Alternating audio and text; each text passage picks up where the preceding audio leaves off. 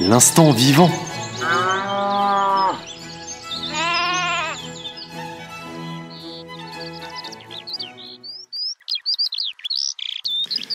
Tiens, vous reconnaissez le chant de cet oiseau là ? Allez, je vous donne un petit indice, vous avez déjà entendu son nom dans une comptine pour enfants. Eh ben oui, évidemment, l'alouette. L'alouette, c'est un peu à la campagne ce que le pigeon est à la ville. Un habitant incontournable. Enfin, incontournable autrefois, avant le remembrement. Vous savez, cette pratique qui s'est imposée en France après la Seconde Guerre mondiale. Avant, la campagne française, elle était morcelée dans une mosaïque de petites exploitations qui étaient séparées les unes des autres par des haies, des bosquets, des prairies sauvages. On appelait ça le bocage. C'était poétique, le bocage. Et puis alors, quelle vie là-dedans ? Et oui, mais seulement en 1945, l'Europe était par terre et il a fallu tout reconstruire. Et surtout, sortir de la pénurie alimentaire. Pour ça, un seul mot d'ordre, produire. Produire vite, mais surtout produire plus. Le fameux plan Marshall allait permettre à l'agriculture française d'opérer un virage vers une agriculture productiviste.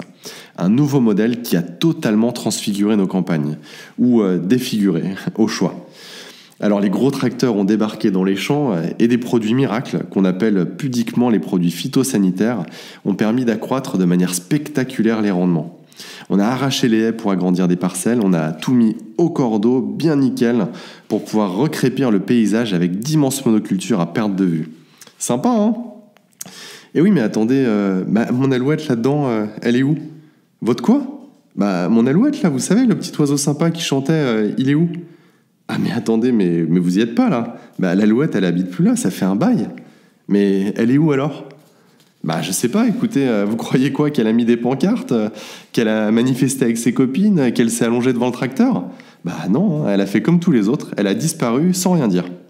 C'est pas qu'elle refuse le progrès, notre alouette, mais si le progrès, ça consiste à tuer les insectes dont elle se nourrit, à arracher les buissons dans lesquels elle se cache, à labourer le moindre mètre carré disponible, forcément, elle fait la tête. Pire que ça même, elle disparaît, tout simplement. Comme tant d'autres petits animaux dans nos campagnes. On va pas dresser la liste exhaustive de toutes les espèces qui subissent un déclin depuis l'arrivée de l'agriculture dite moderne, mais la quasi-disparition de la célèbre alouette des champs, si répandue il y a encore quelques décennies, c'est sans doute l'un des exemples les plus frappants de cette fameuse grande extinction. Alors, vous voulez aider l'alouette, mais vous habitez loin des champs ? Eh bien écoutez, c'est très simple, consommez des produits bio.